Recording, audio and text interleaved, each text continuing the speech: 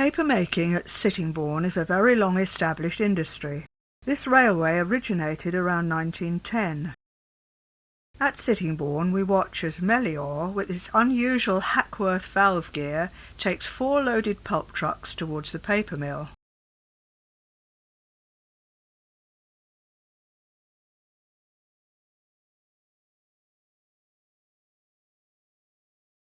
Monarch, the newest and most powerful locomotive here, works the 3.5-mile main line.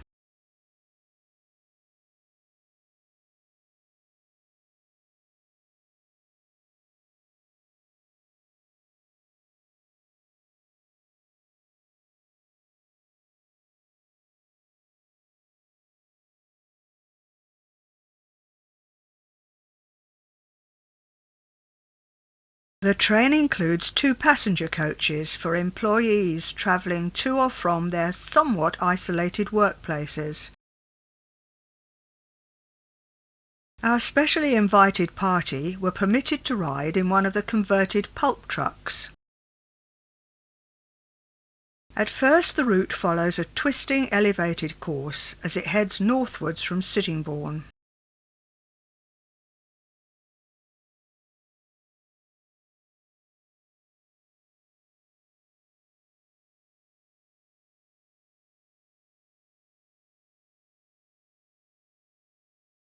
Looking across to Milton Regis. Distant ahead is Kemsley Paper Mill.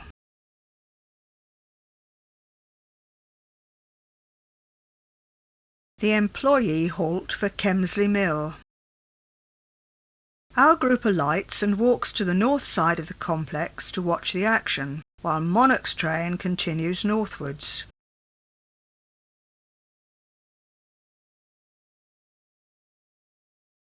Bowater's locos were identified only by name, numbers were not carried.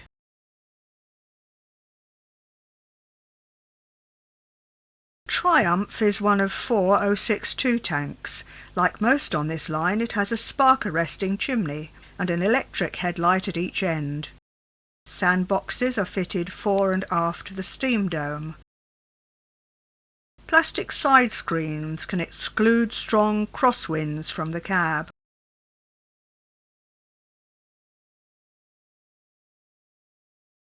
This is the fireless loco named Unique. In place of boiler and firebox, it has a heavily insulated reservoir for high-pressure steam from the mill's boilers. It was said to need recharging after 8 hours' work. For many years, this was the most powerful loco on the system.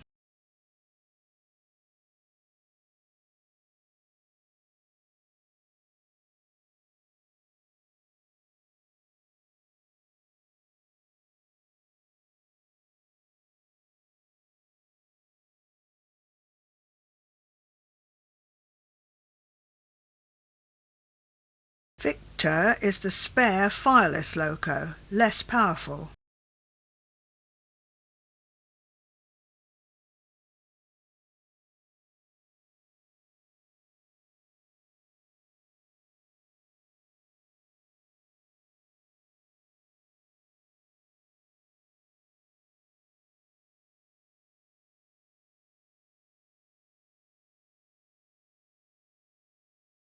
This loco is named Superb.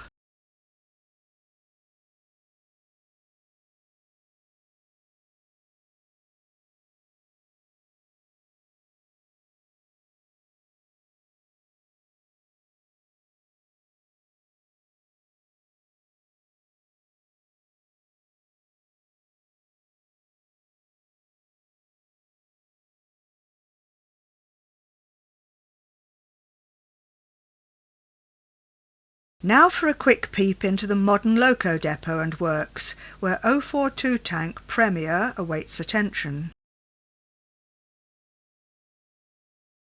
Outside, Superior seems to live up to its name, and to be ready to be fired up.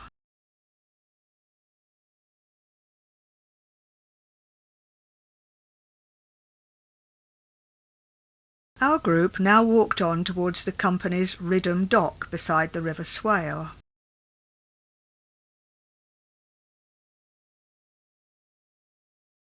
On the way we watched Superb pass. Parallel to the railway is the cableway for transporting imported logs. We'll see that more closely later.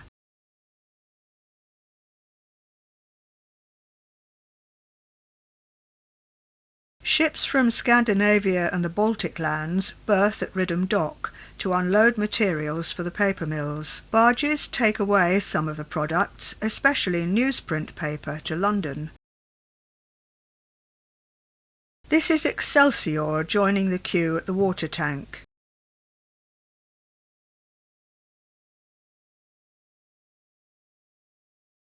Essential axle box lubrication.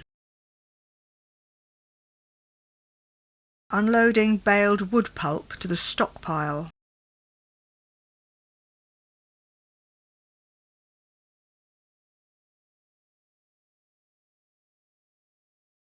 Excelsior does a little shunting.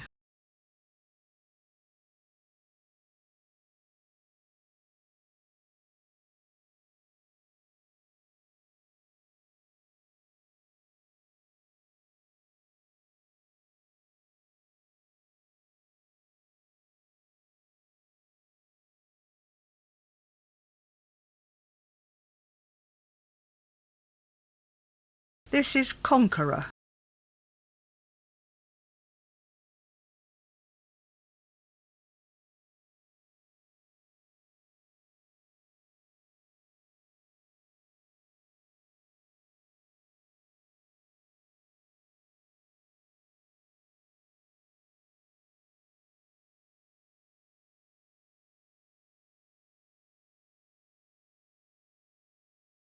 Unfortunately, we didn't have an opportunity to see how the logs were loaded.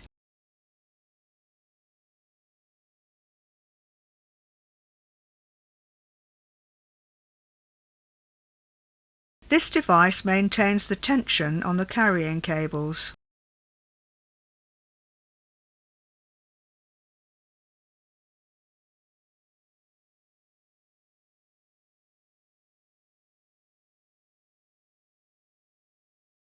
Outside Kemsley Mill, the logs are released to fall on the huge stockpile.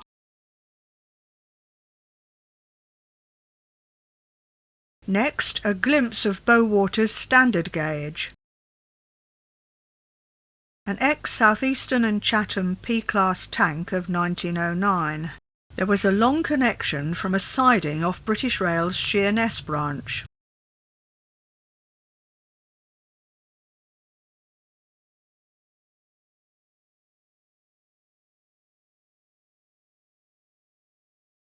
The spare standard gauge engine, Jubilee, is hauled out for our inspection.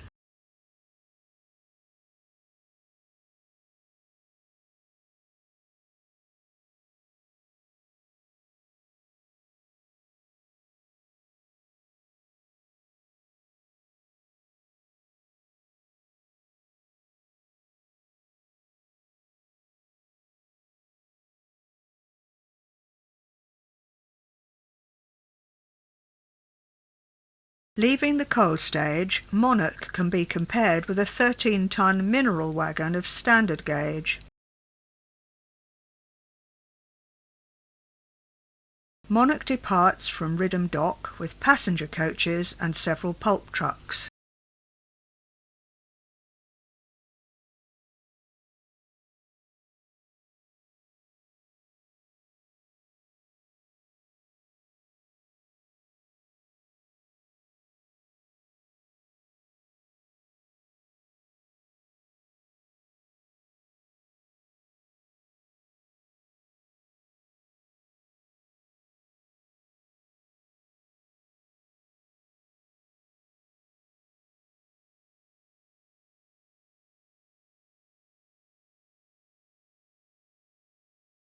A glimpse of the one battery electric loco.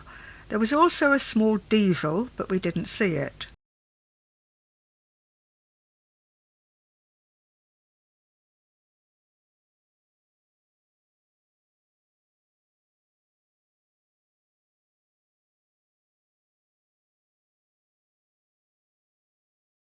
Our group returned to Sittingbourne on a train which included 042 tank Leader hauled dead. One of our cameramen was allowed to ride on it.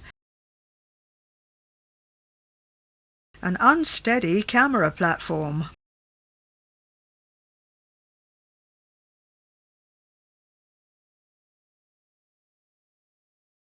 Bowaters closed their railway in 1969 in favour of road vehicles for internal transport. Fortunately, they realised the historical value of their rail system. Part of it was leased to the Locomotive Club of Great Britain, which now operates as the Sittingbourne and Kemsley Light Railway. This is the approximate position of Kemsley Station of today's Heritage Line, which also has several of Bowater's narrow-gauge locos. However, Monarch was sold to the Welshpool and Llanfair Railway in mid-Wales.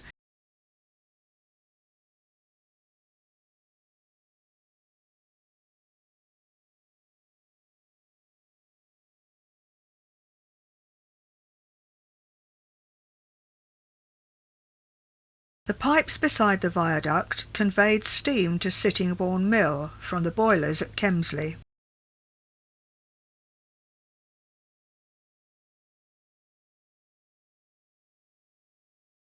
The end of the viaduct is now the site of the S&K's Sittingbourne station. As Monarch was not suited to the tightly curved tracks at Sittingbourne Mill, we watch Melior take the pulp trucks onwards, below the conveyor used for straw bales.